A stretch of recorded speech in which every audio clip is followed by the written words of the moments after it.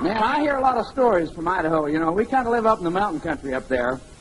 And you always occasionally will get a bunch of Texans come through the country and on their way to Sun Valley or coming through. We got a lot of lakes, a lot of hunting, a lot of fishing. I used to listen to all the stories as I just sit around and observe. And, man, I'm telling you, after that warm welcome, you guys are kind of right on. Maybe some of those weren't stories we heard. They were absolute truth. So what we're here tonight to do is share with you some things that I think you're going to discover two things early on. Number one is the truth, and number two, they can change your lives. You know, we're here in Texas not because we've been paid to come. We're here in Texas tonight by total choice. And you're here for the very same reason, and we respect that. But we want you to know that we're here tonight to share with you some ideas that can change your total life if you're ready to listen. Now, the beautiful thing about being in a free society is you don't have to listen to nothing. But if you're busted, if money controls you and you're sick and tired of being broke, I suggest you ought to start listening. And most people today know so much that they're going nowhere fast and they just don't understand it, and as a result they fake themselves out. And when the game of life is over, somewhere around age 65, the system says, you're through, and spits them out at the lowest point, and they look over the shoulder and say, my God, Mildred, what happened? Where did we go wrong? What was it in our life that we missed out on? We worked hard. We put our nose down. We did what a system of life told us what to do, and guess what? It kicked us out broke. If you don't think I know what I'm talking about, friends, you take a look at the senior citizens in Dallas, Texas, for the most part. Now, there's exceptions to every rule. We'll be the first to admit. And when you get into this part of the country, you start running into some extraordinary wealth created through minerals and oil and all the other things, right? So we know we got some people in this room that are probably doing very, very well. And you're proud of it, and we're proud of you, and we applaud that because we're here tonight to talk about achievement. But a lot of people think they're doing real well, but I got to ask you, compared to what? I got to ask you what your standard is. I got to ask you, are you comparing yourself to all the broke people in Dallas? Compared to them, you're probably doing great. Well, what about raising your standard to excellence? What about to complete total financial independence and personal freedom? What about living life the way you want to live it instead of being controlled by time and money? Now, I always like to talk to professional people because I used to be one. And I'm always amused, particularly the doctors, when they say, well, I do whatever I want anyway. And I said, good, let's go play golf all day tomorrow. Well, wait a minute. Now I got a little patient coming in there. Well, I thought you could do what you want to do. Just call them up and cancel them. Oh, you don't understand. See, all of a sudden, when you call the shots, they begin to change the deal on you. And that is a person that is controlled. Now, I'm not putting doctors down, and I'm not putting people down. But I want you to understand a little bit about where I come from, particularly for the new people here that weren't sure what you were coming to, and you're really not going to be sure after I'm through. But I'll guarantee you one thing you're going to be, if you want to succeed, you're going to be excited. And I'll promise you that nothing will happen in your life until somebody gets excited about something, and you better pray it's you. And you also better pray that it's about everything you do. Because if you can't get fanatical about something in your life, then you're just going to stumble through life, getting up day after day and week after week and year after year and just getting by. Most people never use any of the ability they were given at creation. God gave you the most exciting thing in your life placed between your ears. And most people ask their brain to do nothing except what it did yesterday. And we call it 10 foot forward and 10 foot back. 10 foot forward and 10 foot back. You ever heard that story? Had a bear in a cage. It was 10 foot long. They put the food at one end, they put the bear at the other. And every day he'd walk 10 feet and eat. Go back over and lay down. Walk 10 feet and eat. Go back over and lay down. Did that for 10 years in a zoo. Everybody would watch him. They removed the cage one day. 10 foot forward, the bear would go over and eat. Go back without bars. 10 foot forward, the bear would go over and eat. Go back without bars. Now here's what's scary. They moved the food 15 feet away from the bear. The bear went 10 feet and stopped. So many people in life get comfortable with what they've got. They're 10 foot forward, they're 10 foot back. They got up and did for money today what they got up yesterday and did for money. And they're going to get up in the morning and do for money what they did today. And their lives are going round and round and round and round in a circle 100 miles an hour. They're on the road to nowhere and don't even know it. but is 10 foot forward and 10 foot back. And you accuse them of being in a rut and they get defensive because they're comfortable. Well, let me tell you how I define a rut so you know where we're coming from. If you know how much you're going to make in 1982 within $5,000, you're broke. You need to pay attention. And if you haven't changed the wake-up time on your alarm clock in the last 3 years, you're in a rut. Now, I'll promise you that. And I don't care what you do. And I'm also going to tell you that you don't have to change or do anything about it. But if you're sick and tired of being controlled by time and money, just keep doing the same thing you've been doing, and guess where you're going to be in 5 years? You're going to be in the same place you are today, except you'll be worse off, because taxes and inflation are going to continue to eat you alive. And that's why we're here tonight. 5 years ago tonight, I was in my office because it was tax season. I was a CPA and had been for 8 years. I have done exactly what a system of education had taught me how to do in America, and that's how to be busted. And that's exactly what I was at age 32. I have done what I've been programmed to do, and that's get some good education, some good experience, and go out with all that ability and exchange it for a salary and get up in the morning and go do the same thing I did the day before and the week before and the year before that for 8 years. I would be called in one day a year by a great big honcho boss that I was after his position because I expected to be at the top in that area of my life. And he'd call me in and he'd say, "Dave, you've done a tremendous job for us. We just appreciate it." It was an international accounting firm. And I had a big fancy title with it. And he said, "Dave, I want you to know that you've done a fantastic effort for you. But you got to understand it's been kind of a hard year. And we know you can handle responsibility, and we're excited about that. What we've got a concern about is we don't think you can handle the pay. And as a result, what we want to do is give you a nice little cost of living increase here to recognize your efforts. About 10% increase in income." Now, the problem with that is that inflation back then was up 12%. So right off the bat, I lost 2%. And then the stupid raise, all it did was move me up another income tax bracket. You ever been in that position? So what inflation missed, Uncle Sam grabbed his big hand in there and got another big bite, and I became a 2-time loser. But I did get a smile, a handshake, and a new title, a manager. They moved me into a corner office, had mahogany paneling on the wall, and I had 2 windows, and then I received the ultimate success. In Boise, Idaho, it's designated by 2 people bringing a rubber tree plant in, setting it down. And I swear that's what happened to me, and when I first got involved in what I'm involved in now, and they talked about that, I about fell out of my chair when I heard it. Because I could show you my rubber tree plant. I looked good, I smelled good, and I was broke. I was so successful, I did what 60% of the married men in this country have done before. I put my wife back to work. But because I was professional, I dashed out immediately in the neighborhood and said, "Jan's gone back to work because she's bored around the house." I didn't want him to think that a young, aspiring CPA couldn't support his family. I wanted people to think that I was doing real good, because where I was going wrong and didn't even know it, I was comparing myself to broke CPAs. And I was right down in the rut with them, laying there, and pigs don't know pigs stink. Do you know that?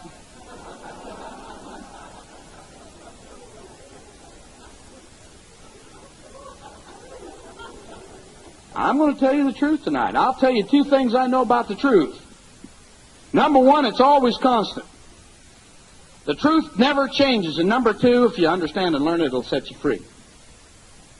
Now, I'm a free person and have been for the last 3.5 years of my life. I'll be 37 years old this month. I'm in the upper 1/10 of 1% income brackets in the United States of America, and I'm proud of that. I haven't worked or been controlled for anybody for over 3 years, and I like that, because that means you roll over instead of roll out if you want to. Now, it doesn't make me a big shot. It's just that I don't have any titles in what I do now. I can't put anything on my walls. I cannot show you a rubber tree plant. But I will compare bank balances any day. When I could show you all my plaques and all my beauty and all the things I thought regular business was about, I wouldn't show you my bank balance, because there was always a 0 in it. Now, I'm going to share a little bit about success principles with you tonight, and I want you to know something. There's a real quick test you can throw on yourself to see whether or not you're succeeding. Look at your bank balance. That's the fastest test I know. Now, here's something else I know. If broke people would just be honest with themselves and realize it, they can all change if they want to. Now let me tell you what, you know how you know if you're broke. Number one, there's always a zero in your bank balance. Okay? Number two, you got a bunch of charge cards and they're all up the limit. Number three, broke people spend about $3,000 to $4,000 more each year than they make. And that's why they live for income tax refunds. And if you've already filed your income taxes, you're broke. You need to listen. Happens every time. I speak out of a position of knowledge.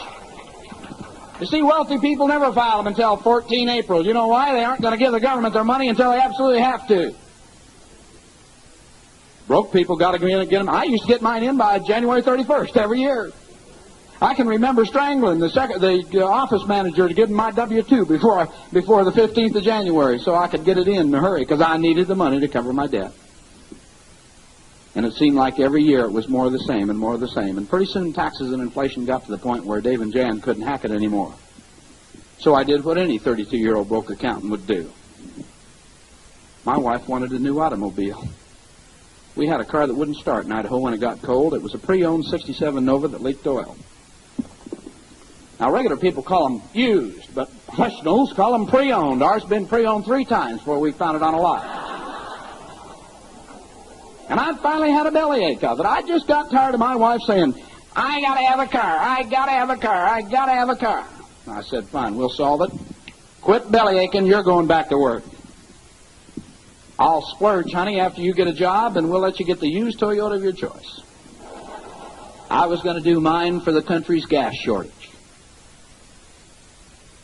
And that's where I was 5 years ago last month. It was tax season, and I was so busy I didn't know whether to come or go. I was busier than a one-legged man in a fanny-kicking contest. And that's pretty busy. And if there's any CPAs that their experiences in the area of income taxation, you know where they are tonight? If they don't have a dream, then the office and the lights on. Because it's tax season. Now, ski season and tax season fell at the same time in Idaho. I love to ski. Unfortunately, I never did. Because I couldn't get away. And I would work every night until midnight. But here's what you got to understand about people that we know. People will do what they want to do. Now, the reason I'm telling you about this is because I'm still concerned about the people that came to see a business tonight and haven't got me figured out. So I'm going to get you and me figured out so I can get on to what I'm going to talk about here. But I want you to know that I'm no different than anyone else sitting in this room. And the reason I'm not any different is because I'm just like you. I wanted more from a family, but I didn't have ways and means to get it done. I did not enjoy being broke. And 5 years ago, I was broke. And I was sick and tired of it. We were living what's called a life of quiet desperation. That's where you're having enough that you're not really willing to get out and do anything about it, but you always ask yourself the question, isn't there more to life than this?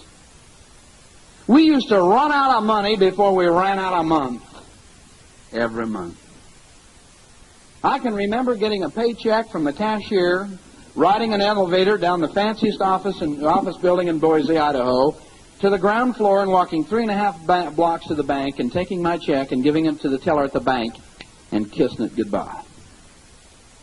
All I was doing with my income was covering bills and checks that I'd paid the Friday before payday.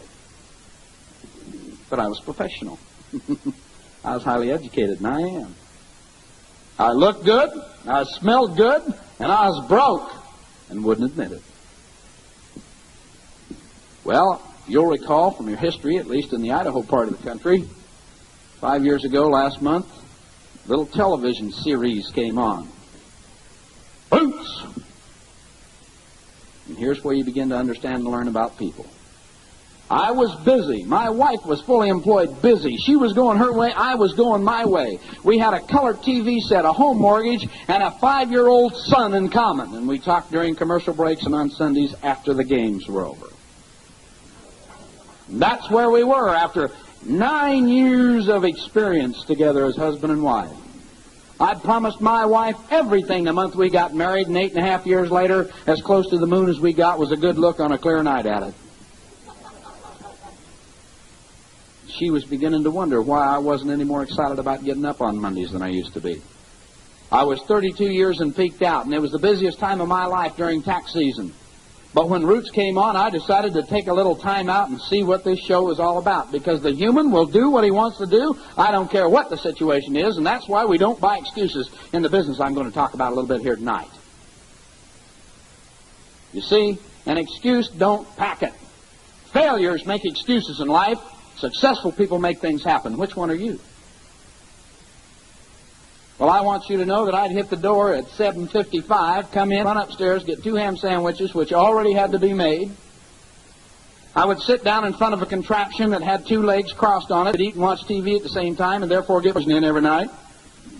And I was just about ready to bite in to a ham sandwich, and Cooner Kinte was just coming across the white sands of Africa, and they were starting to throw ropes around him, and the doorbell rang. Now, just a week before, a fella had called me that I hadn't seen in 10 years and lived over 300 miles from my home and said he was going to be down to talk about some money ideas to me. I said, great, because I was broke. I'd lost every bit of 5 years of savings in a commodity market transaction that near wiped me out. I was totally prepared to see what I saw when I got involved in the business I'm going to explain to you. And when that doorbell rang, I was so highly successful and excited about life, I immediately stood up and exploded. I have since learned that broke people get mad very easily. Have you ever run into that? I have a very good friend in this business. His name is Dexter Yeager, and he told me something one time. He said, the size of the man can best be determined by the size of the things that make him mad. I immediately had a scary flashback. I used to get totally aggravated over a little round white thing that looked like that you placed on a wooden tee. And if it didn't go where I hit it, I'd explode aggravated mad. So that meant about how big a man I used to be. But I stood up, the hero, the broke person in the head of my house, and I pointed my finger at my wife and I said, he's here. You go down to that door and you tell him I am at the office. I want to watch this episode, because I would watch television for 2 hours and then go back to the office and work until midnight. Now, I'm married to a wonderful woman. She stood up and said, Dave, you go down there and tell him you're at the office. And that's how I got suckered into looking at the business. That's how I got snaked into looking at something that totally has changed my life. I was hooked. There was no way out of it. I slammed off the television set and I went downstairs and I was mad. And I want you to know, when I could get mad 5 years ago, it was a pretty good job of it. And he began to talk to me about things like making money. Well, I wasn't making any, so I couldn't relate to him. But you know what I did? I started telling him immediately how good I was doing, as if I was trying to impress him. You ever noticed how somebody immediately, when you ask them what they want, begin to try to justify the failure by telling you how good they are? I love asking professional people what they make, because they'll always tell you gross. They're afraid to tell you what they're clearing. Net. And the reason that is because most people in life have no possible comprehension of where they're going or what they're doing. Most people in life today are so busy being broke they don't even know how to succeed, and therefore they never will, and they just get up and do the same thing day after day, and the life goes by them, and once your life goes by you, there's no getting it back. So you got to decide whether or not you're going to succeed or fail, and that's the first principle of success, making a decision. Well, I didn't have anything to decide about because I was so happy failing that I didn't know how to succeed. But the fact of the matter was, I wasn't very happy, because even though my wife had gone back to work, amazingly, how her money she was making was getting spent just as readily as mine, and we didn't seem to be getting any further ahead. But the tension in our family was beginning to mount. I used to say, well, you just waste all that time during the day, honey. Shoot, you can take care of the kids, you can keep the house clean, you can wash the dishes, you can cook, you can take care of the yard on evenings and weekends. You're just wasting all that good daytime. Because I was telling her every night how tough things were down at the office. You ever seen it? I sat down 5 years ago last month and took a look at a business idea that totally changed my life. I got so excited I didn't sleep for 3 days. A gentleman looked me dead in the eye. I'd driven 300 miles through a snowstorm in the state of Idaho, and he said, Severn, I'm going to show you how to make money hunting geese. Now, I love to hunt and fish. You have some people in the room that like to hunt and fish? I looked him dead in the eye and I said, are you telling me the truth? He said, yeah. And I said, friend, you show me a way to make money hunting geese and I'll be a millionaire. He did, and I am.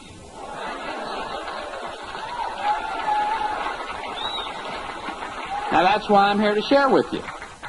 And that's why, if you're interested in making some money and beginning to control time and money and enjoy life and have fun together, and if you're married, have a better relationship, be happier, live longer, and be wealthy, pay attention. If you're not interested in any of those things, I can't help you. But I want you to know, if you're here for the first time, and particularly if you haven't seen what we're going to talk about here today, it's because somebody cared enough about you and thought you were ambitious and thought just possibly you might be really interested in having a kind of a lifestyle that I just described, if you want it. Being able to do what you want to do and help a lot of other people. Now, if you don't think we know what we're talking about, I'd ask you kindly to look around you. You've never seen a sharper bunch of people get together in Arlington, Texas in your life on a weeknight, dressed up, excited, looking good, and those that are married are here hand in hand with their wife. And I'm proud to be here because I'd come 10,000 miles over broken glass to be with you. I don't like being with losers, but I love being with winners. And I'll tell you, the only way you'll associate with winners is to succeed. Because winners make it. And that's why winners and losers never match up good in life. You ever notice that? A loser can handle about 2 minutes with a winner, and likewise, vice versa. And I'm going to tell you why that's true so you understand. Winners take away every excuse for failing that exists. And when you get stripped naked, it's pretty hard to sit there and stand it, right? And winners make things happen. They do not make excuses. Now, what's always amazed me is how somebody can work hard for another man and fail, and you show him how to succeed, and he won't listen. You ever notice that? I like to paint an analogy there because I think it makes sense as I lead you into this idea. Let's say that I came down here to Texas just totally a dummy. I didn't know nothing. I just came down here. Let's say Walt Newman, who was one of the hosts here tonight, came up and he said, Dave, I'll tell you what, I'm going to make you bet. Now, I want you to go through this wall. I bet you can't get through this wall. Right there, I bet you can't do it. And I said, come on, Walt, man, I'm pretty sharp. I can do it. He said, well, I'll tell you what, the objective is for you to get through the wall. Any way you want to, doesn't make any difference. I'll give you as long as you want to. I just don't think you can go through there. So I walk up, get a nice even spot on the wall, make sure there's no nails sticking out, put an X on it, step back with my forehead, and begin to headbutt that wall in an attempt to go on through it. Because I've been told that all you got to do is knock whatever down in front of you over, and you can go right on through it. No problem. Well, after 3 or 4 days and nothing to eat, Walt come back and check me out, and I'm sitting there hitting my head on a wall. He said, Dave, you hungry? Yeah, I'm hungry. Your head hurt? Yeah, I got a terrible headache here, Walt. Did you get through the wall yet? No, Walt. Still just a little tougher than I thought. Walt says, now, wait a minute, Dave. Let me show you how we do things in Texas. Now, I know it's going to be simple. I know you're going to say, oh, it's too good to be true. I know you're going to have a hard time believing it. But I'm telling you, Dave, this contraption here with the sign over it that's lit up, that's called a door. Now, doesn't take much, not difficult apparatus to learn how to use. I can teach you how to do it just a little bit. And what you do, Dave, is when properly learned how to use it, all you got to do is just put a little pressure on it, open it up, and you'll step right through the wall. Let me tell you what losers and broke people say without a dream. Oh, it's too good to be true. I don't believe you, Walt Newman. Nothing can be that simple. No, Dave, you got to understand. You just walk through the wall right there. Just call door. Go through it. No, what's the catch? What's it going to cost me? There's got to be something here that's going to be in it for you, or you wouldn't be telling me something that simple after 3 or 4 or 5 days of trying to make it through my way. And Walt said, no, Dave, I'm just telling you the truth. Here, I'll go through it for you. You just stepped on through it. Waves from the other side. Come on. No, there's something wrong here somewhere. Just as too good to be true. Now, if you were Walt, and I refused to go through the wall, and went back over and began to hit my head on the side of the wall there, what would you think about me? You'd question my mental capability. You'd think that I totally either didn't want to go through the wall or enjoyed breaking my head open. How long would you, if you were Walt, sit on the other side of the wall and convince me to come through the door? Wouldn't you go find somebody else that wanted to come through and go with you? Wouldn't you get on down the road of success and begin to enjoy life with the people you want to be with and work with ones that want to succeed rather than trying to convince somebody how to succeed that don't want to? First principle of success. You got to make a decision in life whether you're going to make it or not. If you haven't made a decision to make it, you've made an automatic decision not to make it. You either succeed in life or you fail. There is no in between. You're either going to make something happen or you're going to make nothing happen, and that's the very first principle you need to understand. So success begins with a decision that something is going to happen. Now here's where a lot of people blow it, and blow it real bad. They have to figure out how they're going to get something done before they decide to do it. And when you confuse the decision process with the how you're going to achieve it process, you won't make a decision. It's called decision constipation. And if you don't make a decision to succeed, you've made an automatic decision to fail, because no action equals failure. Now in Idaho, we call them thumb suckers. They insert their thumb into their mouth and go to work on it. They never do anything, or they'll come up with some brilliant statement like, you do it, and if it works, I'll see if I can do it. That'd be just like a guy coming out here, a farmer in Texas, saying, listen, man, you plant your wheat, and when it comes up, I'll plant mine, just as soon as it comes wintertime. You see, a lot of people say, have you ever heard this one? I gotta see it to believe it. I'm going to tell you, friend, if you can't see something before you have it, you ain't ever going to have it. Now, pardon the word, ain't. Okay, if we have some English teachers in here. I just want you to know that when I had real good English, I was busted. So I don't worry about it anymore, and if I can overcome it, so can you. I just want you to hang loose. Now watch. Now watch this, because I'm taking you right up to the point here. If you have to wait around for somebody to do something before you can believe it can be done, you'll never do anything, and as a result, you fail. There's only one other point that you got to understand there, is that you only get one go-round in this life here on earth, and you better make the best of it, because you don't get tomorrow back. It's gone. And there's a lot of people trying to wait for somebody else to show them how to succeed rather than showing them a way to succeed and let them figure it out for themselves. 5 years ago, I got shown how to succeed. Instead of being given a fish, I was given a fishing pole and taught how to fish. Then it was up to me to do with it. And that's why you got involved in the business that we're going to explain here tonight. That's why you got involved in business for yourself, because America is a free enterprise system. I will guarantee you that the Pilgrims and all the people with Columbus did not board up on 3 ships and come to America to get a job.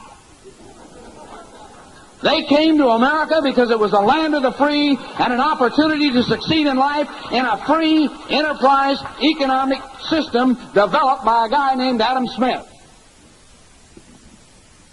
Now watch. Prior to the turn of the century in this country, over 90% of American people worked for themselves. Were self-employed, and the handful that were employed were in an apprentice capacity, trying to learn a trade or one ways and means to exceed in life and accomplish their own dreams, goals, and desires through a thing called free enterprise. People weren't taught how to, yes, boss, yes, boss, yes, boss. They were taught how to make things happen themselves. Don't laugh. I pucker up all the time.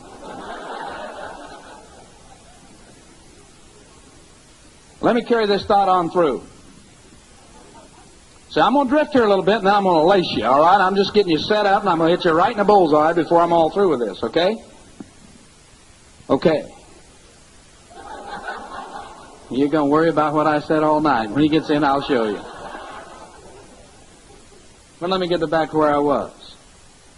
In 1900, in the United States of America, we experienced what's called an industrial revolution. Big business was formed. Large corporations came into bear. Government entities began to start into motion. Now, what did that whole thing require in order to continue to operate? What does big business need in order to make it? Now listen. You can call them what you want. I heard one good description over here. But let me tell you let me be professional with you now. I don't want to drift off and go flat here. They're called employees.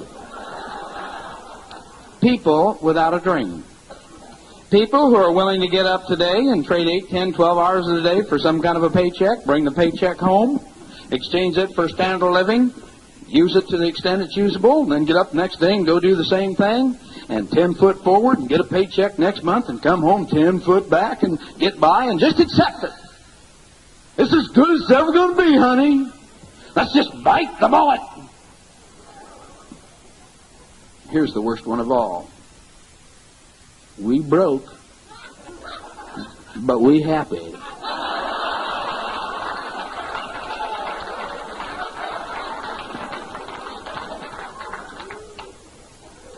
Day after day after day after day after day after day after year after year after year, and all of a sudden life is over.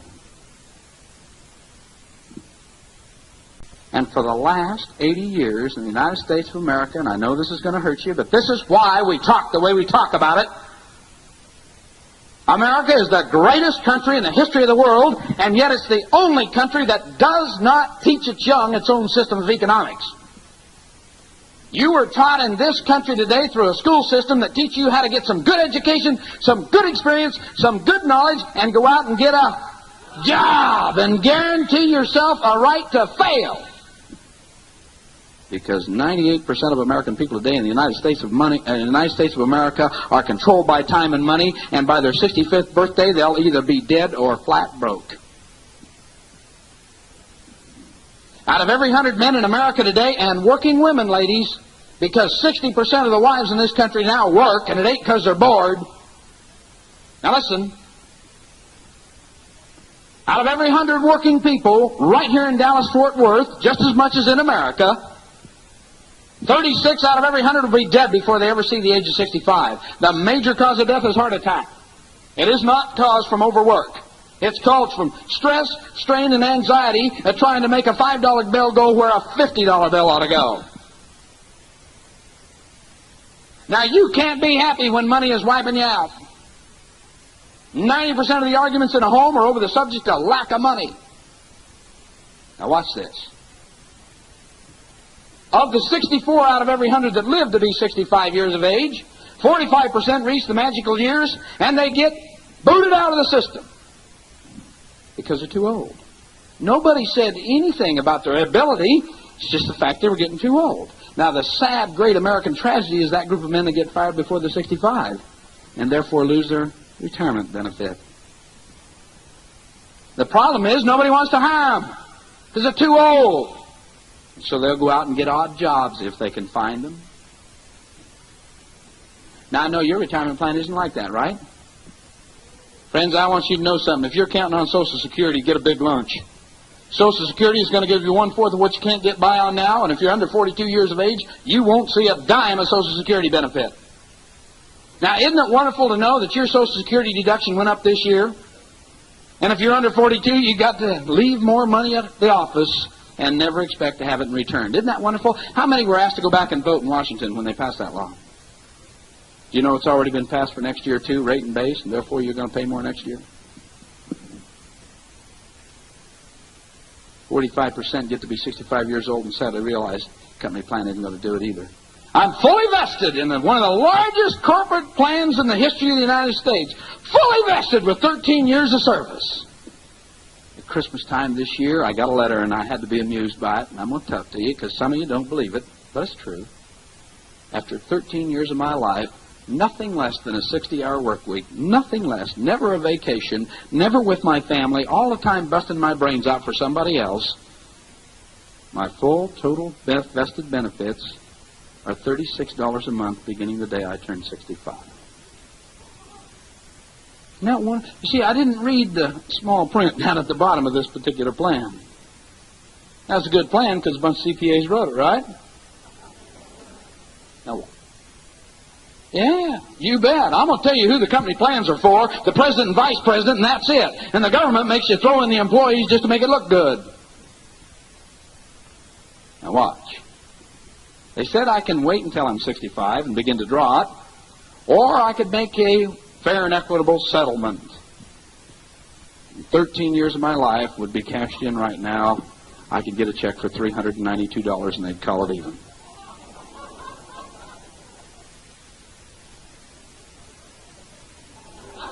$13 years worth $392 of blood, sweat, and tears. You ever see somebody get divorced because they were working for somebody else so hard they forgot that they were married and wound up with nothing, got hold in the bag, and here all the time they were chasing something that'd never be?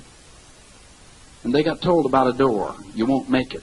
There's no way to butt your head through that wall, Severn. There's no way to make it in the job. There's no possible way you'll succeed. Use the door. Go into business for yourself. Get smart. They won't listen. Well, I wrote them a letter back and said, you keep that right on stock. I don't need $392, and I'm going to enjoy the misery that you're going to have to go through for the next 30 years of putting monthly statements out on me. Keep your $32 a month, because I don't need it. Now watch. 5 years ago, I'd have took them up on it. You ever have a creditor coming down your back and you'll do anything you need to get another $200 or $300 up? I'm going to promise you, friends, if $1,000 a month makes a difference in your life, you hear what I'm trying to tell you tonight. I'm not down here to entertain you. I'm down here to point some things out, and I want you to understand them. 45% who live to be 65 got to rely on relatives. They move in with their kids. You ever seen it happen? Then everybody can be miserable together. 30% don't have any relatives. They will go to the public welfare system with a handout because they've been taught how to have a free lunch in this country. 23% won't go to relatives, won't go to welfare, have too much pride for either one. They'll go out and get odd jobs because at 65 they're non-productive people. They wind up mowing lawns and fixing automobiles and just puttering around. Broke! But they got to eat. And if you'll total those three numbers up, you'll see that 98 out of every 100 people in America today that live to be 65 are controlled by money and cannot live life with any kind of financial dignity. They're broke. They've got two things in common. Number one, they all work hard. You ever heard somebody say, God, I'm working hard? Now listen, and they all work for somebody else. They got good jobs. There ain't no such thing. I know it's tough if you got a good one, you think. But I'll tell you why there's no such thing. You'll never be paid what you're worth. As long as somebody else signs the bottom line on your paycheck, baby, you're going to be paid the least amount that it costs to replace you. Now, you need to understand that. If you don't think that's true, if you think, I love the guy that says, I got good job security. Well, then take 60 days off, starting tomorrow. Don't tell anybody you're going. Don't tell them when you'll be back and see how secure your position is.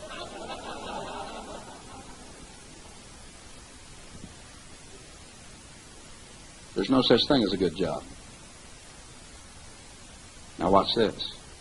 If you're going to succeed in America, it's real simple. Don't work for somebody, work for yourself. Do what economics in America means. Free enterprise. Go into business for yourself. Be rewarded in direct proportion to the fruits of your own effort and labor. But don't just run out and get into business, for heaven's sakes. Don't follow somebody so close that when they go over the cliff, you follow them. Check the fruit of the tree of where you're headed in your life, because you may not like where you're going to wind up. I love it in Idaho this time of year because we get a lot of heavy snowfall. I mean heavy snowfall. And we've had a tough winter up there this year. And I love to get my motorhome out on the freeway when it's snowing hard, because it's a classic example of sheep. And I'm talking human sheep. Now listen. So many people have been taught to listen to somebody else and let somebody else do all their thinking for them and let somebody else make all the decisions for them. They never know how to make any decisions for themselves. And you put them in a position where they need to make a decision, and they'll come up with something brilliant like, oh, you don't think I know what I'm talking about? Going to a restaurant tonight when we're through here, and you see a husband and wife that aren't involved in the business that we're talking about here tonight, sitting down after 30 or 40 years of living together across from a table. They'll pick up the menu and they'll just sit there, won't say anything, just look at each other. And then something like this will be the conversation. What are you going to have? What does the wife always say? I don't know. What are you going to have? Here's the hero over here with all the decision possibilities of his family. Oh, I just don't know. What are you going to have? They don't know how to make a decision because when they grew up, the parents made all the decisions for them, did all the thinking for them. They went right into a school system and the teacher did all the thinking for them. They were taught how to go to work for somebody else and that's what happened to them, and their boss did all the thinking for them. And you put them in a position where they've got to succeed in life and make a decision, and they'll say, God, I don't know. Success begins with a decision. And failure to make a decision guarantees failure in life. So 98% of American people wind up dead or broke by age 65 in this country today because of a school system. They were taught how to good education and training. I am a licensed practicing CPA in the state of Idaho. I'm not practicing anymore, but I'm still licensed. At 6.5 years of college, I took 1 hour of instruction from anybody that had done what they were teaching me how to do. And the only reason I took an hour of instruction from that guy is because he didn't have enough guts to make it in the real world, went out there, got his finger slapped, and dashed back into the college. Because A students wind up teaching and B students wind up working for C students. And never forget that. I just a C student trying to see my way through. I never got whooped up on big grades. The more education you have, I guarantee you, the greater your money problems will be. Did you ever see a wealthy professor? Now, if there's some in here, just relax. I'm not trying to hurt your feelings. It's called checking the fruit. Now, I'm back here in Idaho in the snow because I haven't forgot you. I do a lot of this, jump from one place to the other. When it snows real heavy. Now, the reason I tell you that is because what happens right here at the University of Texas, isn't that what's here? The Longhorns right here in Dallas? Uh-oh. What?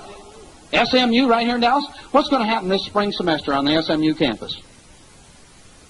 Here they're going to have all these great, big, grade A, summa cum laude, mortarboard, card-carrying members in the graduating class step out there. Can you just see it? I mean, they'll come strutting across there, smiling. Their mother-in-law will be giving them a scoot. Our son's got a title, see, she can brag about him. They'll take the graduation diploma, smile one more time, and start on across the stage. Now, how would you like it if on the other side of the stage there's a midget? And he was just sitting here like this, and he said, you know, and you're still smiling, getting all your friends to take pictures of it. Hey, you just look down and say what, man? Hey, dummy, 98% chance of being dead or broke before you turn 65. Enjoy the trip. Now, what would a graduate say? Impossible! I don't believe it! Yeah, it's true. We've been keeping track of people ever since America became an industrialized nation. 98 out of 100 don't make it. The more education they got, the worse their jobs are. Oh, come on! Wait a minute! If that were true, these people would have told me. They would have not let me spend 5 or 6 or 7 years of my life and thousands of dollars getting an education so I knew how to fail. They'd have told me. Pigs don't know pigs stink. Careful who you listen to. Now, I'm not putting teachers down. If you're a teacher and that makes you mad, you need to listen. I point that out to tell you that broke people cannot help broke people. And if you want to listen to somebody that's broke, get ready, baby, because you'll be just like them. You want to catch a cold? Get around somebody that's got a cold. You want a case of the poverties? Get around somebody that's busted. You'll catch them. Be just like them. The senior graduating class at SMU will be hauled into little cubbyhole rooms in the month of May if the graduation is in June.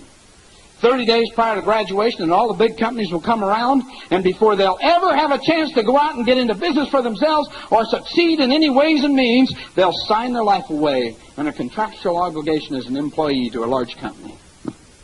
And sucked right out of the school system into a 98% failure rate. And then they say, God, why didn't somebody tell me? We're trying to tell you something tonight. You're here tonight because people care about your future, but you've got to care about your future. You've got to be the one that says, I'm going to make it, period. That's the way that it is.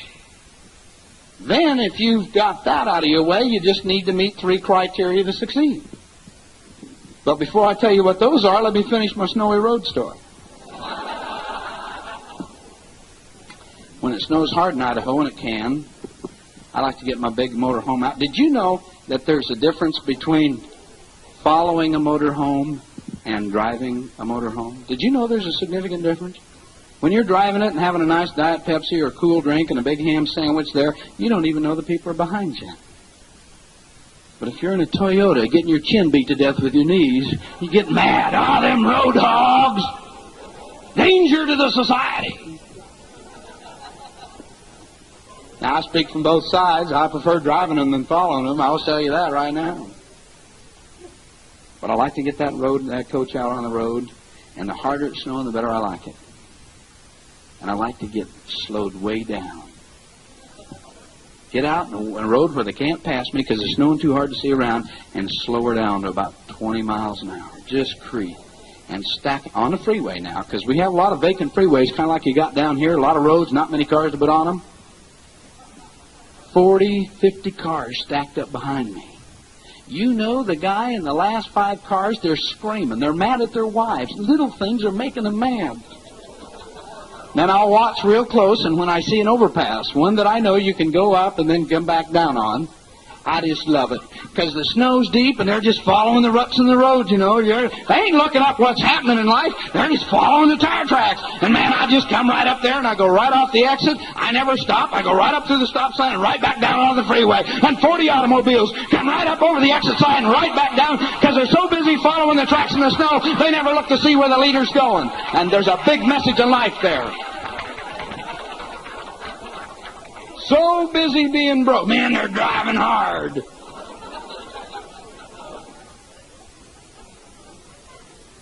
Why do people fail? Because they never check it out. They never check to see what they're getting into. Today, right now, in the United States of America, 500 businesses will fail this week. It had never in the history of the American system have more businesses been failing than we've got right now. They can't even believe it back in Washington. Now, you tell me why they're failing. I'll tell you why. 2 reasons. Lack of money and lack of knowledge. They don't have enough money to keep up with a double-digit interest rate. They don't have enough money to short-term borrow anything. They can't floor any inventory. When they do sell something, nobody can afford it, so they sell it on credit, and they can't collect. And they got cash flow problems running out the yin-yang. That means they ain't making no money. They can't understand what's wrong in the country. You see, if you're going to make it in life, you go into business for yourself, and then you learn how to work smart. Now, there's a big difference. Most people in business for themselves today don't know how to work smart because nobody's ever taken the time to teach it because it's not taught in any university in the country. And the only way in the world you'll ever learn how to work smart is to understand the principles of success. Now, if they're not taught in the school system, where do you learn them? There are only 2 places. You can read about them in any success principle book ever written. What a drag to read something like that, right? 5 years ago, the best reading that I could come up was Playboy and Penthouse. That was my reading habit. To read in a success principle book, you got to be out of your mind. You know why? Because my reading was basically deferred income taxation. You want to go to sleep in a hurry? Read how that works. So most people we find are very poor readers. Now, I'll tell you something we find in the circles of successful people. Leaders are readers. Successful people read every day. I had a good friend that was on a cruise ship here not long ago. We were floating around the Caribbean, having a good time with a bunch of people down there. He ran out of reading material. His name's Bill Britt. He totally read up everything he had. He's a tremendous human being and leader of men. A tremendous leader of men. So you know what he did? Now just listen. He reached into the drawer of the stateroom desk and pulled out the menu and read it. Read it 3 times before he crawled into bed. You know why? Because successful people understand the second principle of success. You cannot create something greater than what you are. You cannot give out something you don't have. If you put nothing into your brain, nothing will flow out of your mouth. And don't forget that. Now watch. 98% of the people in Dallas, Texas tonight are putting negative into their mind, and that's all. Where do you suppose the average Dallas Texan is right now? He's at home excited in front of the idiot box, practicing for his future. That's on, honey. I'm not putting them down. Doing the same thing in Boise. They can't understand why they're getting killed by taxes and inflation. They're so totally excited about paying Uncle Sam all their money this April 15th, they can't stand it. They get to sell something so they can pay their taxes. Or worse, go down and borrow it. Why is that? Because they don't have an option. They don't have an alternative. Now let me tell you this. If you take in something, you're able to give it out. If you don't take anything in, there's no way in the world you can give it out. And confused people don't understand that simple principle. Now watch. Which comes first, the chicken or the egg? You ever see an egg lay a chicken? Ain't no problem at all when you know the truth. Eggs don't lay chickens. The chicken came first. God created a chicken, the chicken created the egg. But confused people that don't understand the simple truth I just gave you say, well, I don't know, boy, that's a tough question, you know. I know the chickens come out of eggs. You see the question there? The Creator has to be greater than that which gets created, which means that if you want to succeed, you've got to find out what successful people do and then simply duplicate their work habits. That's all it takes. And everybody's running around trying to find the secret of success when it's right smack in front of the face. Success is so simple, it's incredible. But I'm telling you who makes it hard and who screws it up. People. They try to make it tougher than something that it is, because they don't have a ways and means to accomplish it. I am totally convinced that never in the history of the SMU campus has anyone come across the stage, took their diploma, smiled out in the audience and said, it's my whole purpose in life. I've spent 4 years and $40,000, and my whole purpose in life is to stay broke the rest of it. I want to find a good woman and make her work until we die together. Yeah. At about age 22, when a man enters the work system, what's his goal in life? To succeed. Do you think 98 out of 100 were planning on failing? No way. They were going to do what you were going to do when you were 22 years old. Set the world on fire. Do you remember all those lies you told your wife the month you got married? We got married the day they walked on the moon. When Neil Armstrong started talking about that one giant step for mankind, I said, sweetie, you ain't seen nothing yet. 8.5 years ago, she was working so we could afford to use Toyota. 8.5 years later. You see, what happens is people don't understand that if you want to succeed, you've got to understand the principles of success. That's just the way that it is. It's the only way to succeed. Because you can't create something you don't know. Now watch. Money is not the only ingredient to success, but neither is poverty. Money won't buy you happiness, but neither will being busted.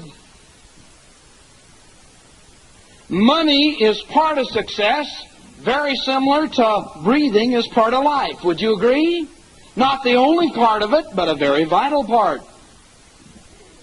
If you want to succeed, you've got to possess what you've been criticized for having all your life, and that is a dream. God said it in Proverbs when He said, man without vision shall perish. Friend, the word shall, and He isn't kidding about it. Now, it doesn't mean possibly, could, might, oughta. It means shall. A person without a dream just gets up day after day and week after week and year after year and does the same thing. Never wants more, never has more, because broke people never need much. You talk to them about dreams, goals, and desires, and they'll say, I don't know. Where do you see yourself 4 or 5 years from now? Oh, God, I've never thought about it. Man, I hadn't thought about it either. I was living from paycheck to paycheck. As far ahead as I could think is 30 days. First of every month. And on the second of every month, I'd had it all spent. And as professional people, we would eat pancakes the last 5 days of the week, and the only people that knew it was me and my wife. If we wanted to do something big, we had to make major financial sacrifices in another part of our life. We used to go places not because we wanted to go, but because we thought if we didn't go, it looked bad. And so we would sacrifice our children's fun for the sake of keeping up with the Joneses. It's called status, and it's for stupid people. Status equals low self-image equals no money. Because we didn't have a dream. Now, Ben Franklin said it a little bit differently several hundred years ago. He said, people without a dream are mentally dead. Most people die at age 22. Sadly, they're not buried until about 67. Friends, when this dies, all this does is wait around to go in the hole at the same time. Now watch. Now watch this. You've got two aspects to your body. Two income-producing capabilities to your body. One is a multi-million-dollar income-producing capability from your neck up. The other is a $7.50 hour net producing capability from your neck down. Which one do you feed the most? You know why 98% of American people are busted? They spend all their daytime feeding that part that nets them out about $7.50 an hour. And I know that isn't you, right? Inflation has taken it all the way up to $8.50, but spending power is back down to $5. Why don't you start learning how to work smart? Feed your brain. Feed the one thing that will take you where you want to go if you're prepared. Now, there's three things that you must meet, three criteria to meet in order to succeed. First off, you got to have a dream. You got to see something before you have it. The second thing is you got to want more in life than what you presently got. And the third thing is you got to be willing to get up off your rusty dusty and go do something about it. The question is, will you?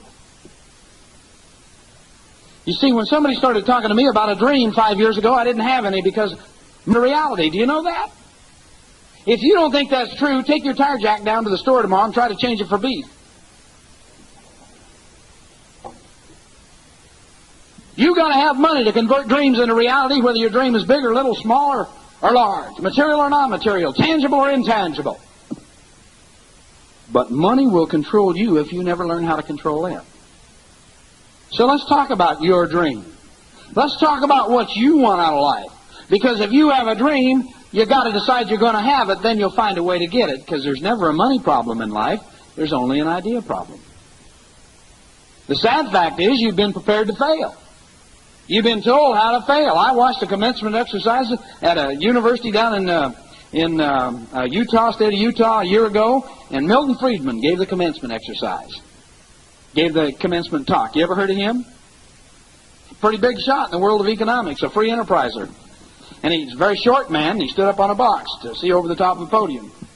And he had his mortarboard on, he was an honorary doctor or something, and all the deans, all the schools sitting around behind him, and he gave an eloquent talk. It was absolutely breathtaking. It was something to behold.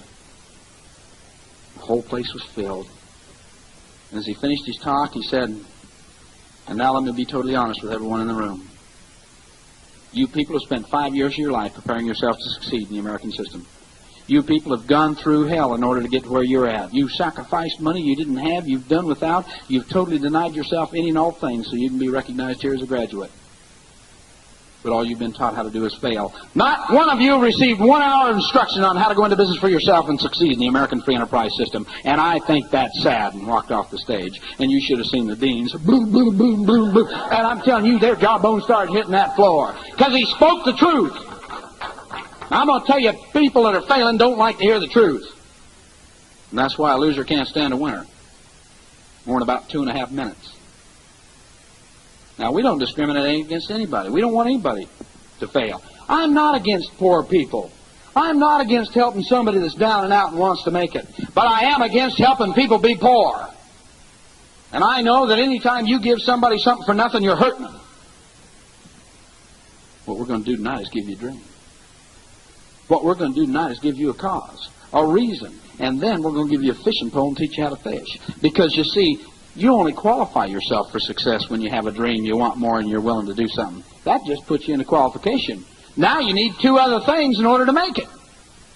The other 2 things that go hand in hand with that is you got to have a vehicle to get you where you want to go, and then you must receive the proper advice on how to use the vehicle. And that gets back into my story about trailing them through the snow. Most people are following what they think is a good deal, and it'll wind them up nowhere. If I'd have made the wrong turn and never come back on the freeway, they'd have turned and gone somewhere off into the deserts of Idaho.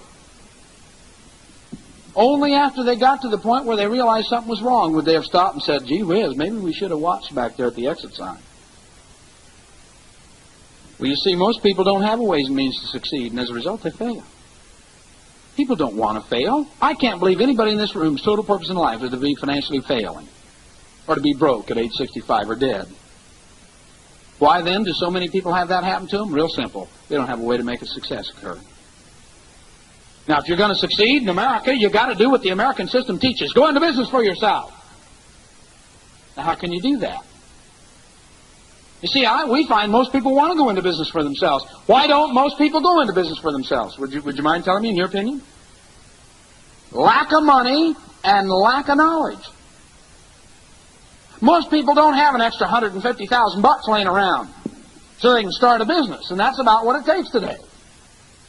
And the ones that don't use much to get involved, the system wipes them out because they're undercapitalized. I got to be careful. Those are businessmen. That's almost sound like a CPA talking. If you don't know what that means, it means they start out with a zero cash balance and end up soon with a zero cash balance. You look in the paper today and you'll see that the bankruptcy rate is larger than the divorce rate, and we got real trouble when that happens. But you also see a 55% divorce rate in this country today, and I'll promise you that 90% of it's caused from lack of money. The husband and wife separate because the wife has to go back to work to keep up with all the problems in this country and the economics. It drives a wedge in their marriage. They aren't happy. Women don't like to be married to broke men. Do you know that? That's why every other house you drive by in Dallas got marriage problems. That's what a 55% divorce rate means. You know that?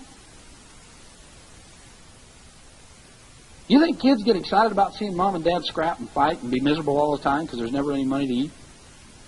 Do you think that people enjoy watching their kids go hungry? Friend, when you can't pay your bills to eat, you got a mess financially.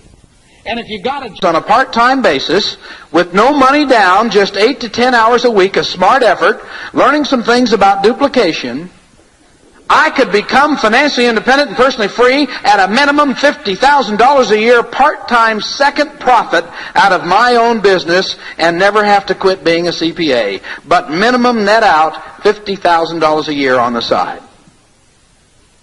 Oh, I said it's too good to be true. I said this. It doesn't cost any money. It's got to be illegal. Every fool knows it takes money to make money. That's what I said. Only broke people will tell you that. Because it's a great way to justify why they're not doing anything. See, if it took money to make money, you'd never make it. Nobody would.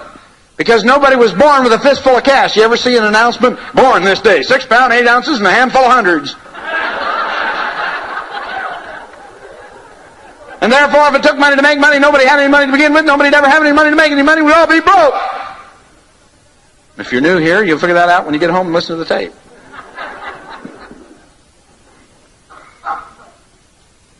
I said, I can't believe anything could be that good, Steve, and I'm going to tell you why I couldn't believe it. Because I'd been working as a CPA for 8.5 years. I worked 60 hours a week. I never saw my family. I lived in an airplane in a suitcase in a motel room alone.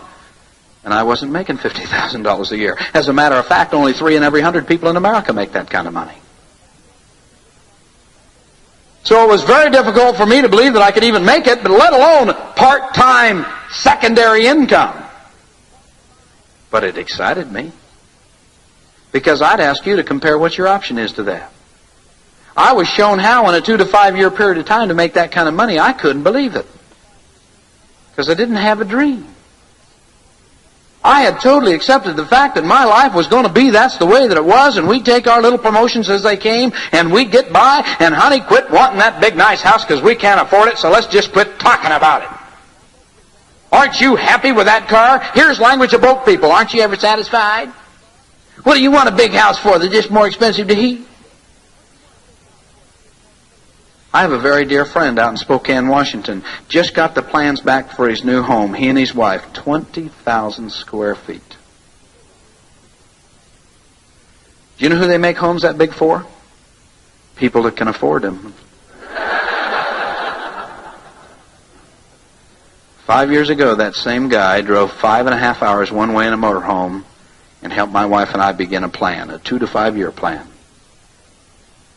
Couple of nights of TV a week, kept my job, kept my position, got my promotions, but an incredible thing happened. My big dream was to make $400 a month out of this business, and when I made that, in 2 months from when I began, I got excited because I understood that to make more, I didn't have to do anything more. All I needed to do was keep doing the same things I did to make $400 a month. That's all. You see, you can only make money one of three ways in this country. You need to know that. That's honest and legal. The first way to make money is with money. It's a process called investments. Great way to do it. Unfortunately, there's a few drawbacks. What's the first thing you need to make money this way? Money! You got to have front-end capital, and it's over and above what it costs you to live. Most people don't have any of that, so they don't get in an investment. There's also a degree of risk involved with investments, and that means you got to lose it, or at least take the chance of losing it. And most people won't take that risk. I got to tell you a story because I think it's funny. Last week I was getting my hair cut before we went over there. I just come back from Disneyland. I've been down there for all week. But just before I got there, I got my hair cut, and I was sitting in the barber shop in Boise, Idaho. And I know something about investments. I know it's a great way to lose money. Harvard School of Business released a study last year, and it said 98% of the people that get involved in the money market lose money, 1% breaks even, and 1% makes money. So what he basically said is that there's 99% chance of losing money or breaking even in an investment. And I was sitting in the barber's chair getting my hair clipped and doing what I needed to do that right, and a guy came in. Guess what he was? A commodities stock broker. Man, I know all about them because I'd already lost the ranch once in that deal. And so I was sitting there and just listening because I like to do more listening. I find leaders listen. Successful people got a bigger ear than they got a mouth. There's a message there. God gave you 2 ears, 2 eyes, and 1 mouth. Suppose He's trying to tell you something? 4 of those 5 sources are input. 1's output. Most people use them in reverse proportion. I was chipping my hair away, and the guy says, "Hey, Joe," to the barber. He said, "You know anybody's got any money?" Now, my barber's in the business with me that I'm involved in, and he kind of sat there, and he said, "Well, yeah." He said, "I know one guy that's got some money." The broker said, "Well, who is he?" Trying to drum up a little business. You see, investment brokers are having a little hard time. Kind of like real estate people today. Kind of like building contractors. Because of the economy. The barber said, "This guy sitting right here's got a little cash." And he said, "You want to get into an investment, a real good deal?" I said, "Well, it depends on what it is." He said, "Well, let me tell you about it." And I just let him run off at the mouth. He explained to me the greatest benefits, all only in $50,000 increments. "Man, we can get you into this kind of a certificate and that kind of certificate."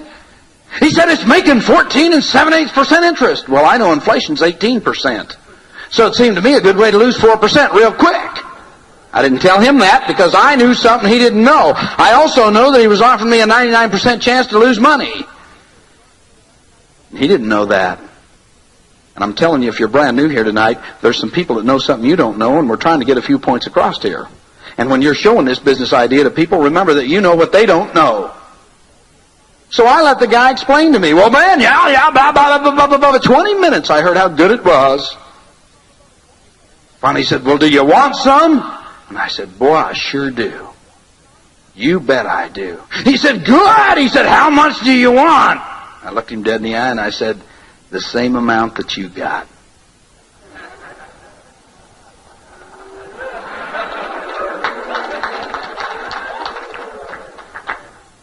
He didn't sell many shares that afternoon because he didn't own any. You see, I'm trying to tell you there. You can listen to the wrong people in life and go broke in a hurry through an investment. So I knew enough about that not to want anything to do with an investment idea. Now, I'm not saying there's something wrong with it. I just tell you it's a good way to lose it. And what I'm going to talk about and have been all night has nothing to do with investments. Now, the second way you can make money is do what the schools teaches you. Get some good knowledge, education, experience, and go out and provide a service. Isn't that wonderful? Man, you can work hard all your life. I'll promise and guarantee you, if this is how you make your money, you'll never succeed. Now, I'm going to tell you why so you understand. Number one, you've limited yourself to your own ability. The only way you'll ever make money is what you do yourself. You don't get paid for what other people do, only what you do. And the second thing you've done is you've limited yourself to 24 hours a day in which you can provide that service. I don't care how bad you want to do it, you can't work 25 hours a day. You ever see the guy that married his job instead of his family? Might as well take his wedding band off and put it on the desk because he's never home. Somebody said one time, when should you tell your wife you love her? Another guy said, before somebody else does.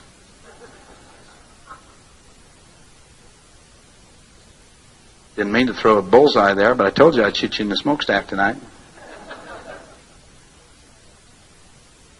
This is a good way to go broke and die early. That is what 36% that die of heart attacks do. Pressure will wipe you out. On the plane the other day, I was flying along with a stress instructor. She's teaching stress classes for corporate executives. Isn't that something?